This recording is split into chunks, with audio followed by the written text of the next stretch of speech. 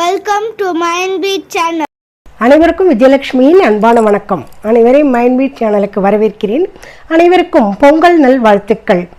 பொங்கல் பற்றிய வரலாறும் யாரும் சொல்லாத விஷயங்களையும் பற்றி பார்ப்போம் நண்பர்களே. 2000 வருட வரலாறு கொண்ட தமிழர்களின் அடையாளம் பொங்கல் திருவிழா. பொங்கல்னாலே புது துணி, சக்கரை பொங்கல், கரும்பு தான் ஞாபகத்துக்கு வரும் இல்லைங்களா? பொங்கல்ன்றது வெறும் பண்டிகை மட்டும் இல்லைங்க, நன்றி சொல்லக்கூடிய மனநிலையை கொடுக்கக்கூடியது பொங்கல் திருவிழா. பொங்கல்ன்றது வெறும் பண்டிகை மட்டும் கிடையாதுங்க. உழவர்கள் உழைத்தனர், இயற்கை கொடுத்தது, சூரியன் ஒளித்தந்தான், மாடுகள் உழைத்தது. இந்த நால்வருக்கும் சேர்ந்து நன்றி சொல்லக்கூடிய பண்டிகை பொங்கல் பண்டிகை. உழைப்பு இல்லாமல் பலன் கிடையாது, நன்றி இல்லாமல் வாழ்க்கை இல்லை, இயற்கையை மதிக்கவிட்டால் எதிர்காலம் இல்லை. பொங்கல் பொங்குவது போல மனமும் நன்றி உணர்வால பொங்கணுங்க.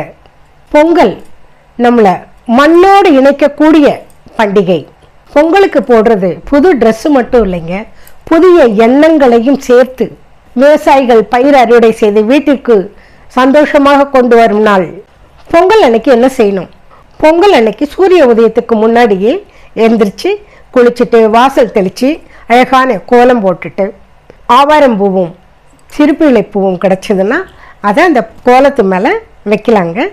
கொஞ்சம் பால் அந்த கோலத்து மேலேயே தெளிச்சிட்டு ஒரு பாத்திரத்தில் தண்ணியும் வைக்கலாங்க. வாசலில் அரிசி மாவு கோலம் போட்டு மஞ்சள் குங்குமம் கொஞ்சம் பாலும் தெளிக்கும் பொழுது செல்வ வளத்தை அதிகரிக்கும், எறும்புக்கும் பறவைகளுக்கும் உணவாகிறது. கிராமத்து பக்கம்லாம் வாசல்லையே புதுசாகவே அடுப்பு தோண்டி அதுக்கு மேலே புது பானை வச்சு மஞ்சள் குங்குமம் வச்சு மஞ்சளை சுற்றி கட்டி புது வெல்லம், புது பால், புது அரிசி வச்சு பொங்கல் வைப்பாங்க. பொங்கல் வைக்கும் பொழுது சூரிய பகவான் வந்துடுவார். எல்லாருமே பொங்கல் பொங்கும்போது பொங்கலோ பொங்கல் சந்தோஷமாக சத்தம் கொடுக்கும் பொழுது உள்ளமும் மகிழ்ச்சியாகும், வீடும் மகிழ்ச்சியாகும். அடுப்பெல்லாம் செய்ய முடியாதுன்றவங்க வீட்டில் இருக்கக்கூடிய ஸ்டவ்வுலேயே புது பானை வச்சு பொங்கலாங்க. புது பானையை வச்சு பொங்கி அந்த பொங்கலை எடுத்துகிட்டு வந்து சாமி படத்துங்கள்லாம் மஞ்சள் குங்குமம் வச்சு பூ வச்சு அலங்காரம் பண்ணிவிட்டு ஒரு வாழை இலை வச்சு செஞ்ச பொங்கலையும் வச்சு கொஞ்சம் வெண்பொங்கல் வச்சு அதில் தயிர், கொஞ்சம் வெல்லம், வாழைப்பழம், வடை, பாயசம், வெத்தலை பாக்கு எல்லாம் வச்சு தீபதூபம் காட்டி வீட்டில் இருக்கிறவங்க எல்லாருமே சேர்ந்து கும்பிடும் பொழுது அந்த வருடம் முழுவதும் பொங்கல் இனிப்பது போல இனிமையாகவும் பொங்கல் பொங்குவது போல மகிழ்ச்சியும் சந்தோஷமும் செல்வமும் பொங்கி வருங்க. ஓம் ஆதித்யாயே நமகன்னு சொல்லிட்டு 9 முறை இந்த மந்திரத்தை சொல்லும் பொழுது வாழ்க்கையில் எல்லா வளமும் உண்டாகுங்க. பொங்கல் பொங்கி வரும் பொழுது சூரிய பகவானுக்கும் விவசாய பெருமக்களுக்கும் கால்நடைகளுக்கும் மனதார நன்றி சொல்லலாங்க. நன்றி சொன்னவங்களுடைய வாழ்க்கை எப்போவுமே நன்றாகவே இருக்குங்க. பொங்கல் வைக்க நல்ல நேரம் காலையில் 7:30 8:30 மணி வரைக்கும், 10:30 11:30 வரைக்குங்க. பிற்பகல் 12 மணியிலிருந்து 1 மணி வரைக்கும் பொங்கல் வைக்க நல்ல நேரம். பொங்கல் அன்னைக்கு சாமி கும்பிட்டுட்டு எல்லாரும் குடும்பத்தோடு உட்காந்து சாப்பிட்டுட்டு உங்களால் முடிந்த தானங்கள் ஏழைகளுக்கு செய்யலாங்க. யாருமே கோபமாக பேசாமையும் வாக்குவாதத்தில் ஈடுபடாமையும் சண்டை சச்சரவு இல்லாமலும் இருக்கலாங்க. பெண்கள் நன்றி சொல்லும்போது அந்த வீட்டினுடைய விதியே மாறுங்க. பொங்கல் அன்னைக்கு செய்யக்கூடாதது சூரிய உதயத்துக்கு பின் எழுந்திரிக்கக்கூடாது.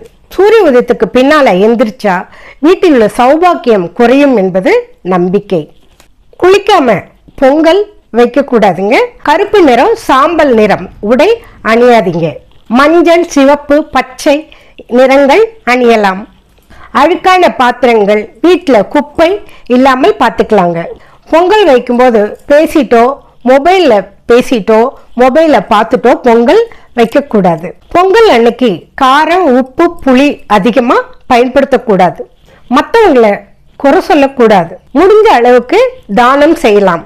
பொங்கல் அன்னைக்கு கண்டிப்பாக செய்யக்கூடியது அதிகாலையில் எந்திரிக்கணும், வாசலில் கோலம் போடணும். ராத்திரியே கோலம் போட்டு வைக்கக்கூடாதுங்க. விடிகாலையில் எந்திரிச்சு கோலம் போடுறது தான் லக்ஷ்மி கடாட்சத்தை உண்டாக்கும். பொங்கலை சந்தோஷமாகவும் மகிழ்ச்சியாகவும் கொண்டாடுவோம் நண்பர்களே. இந்த வீடியோவை பாருங்கள்.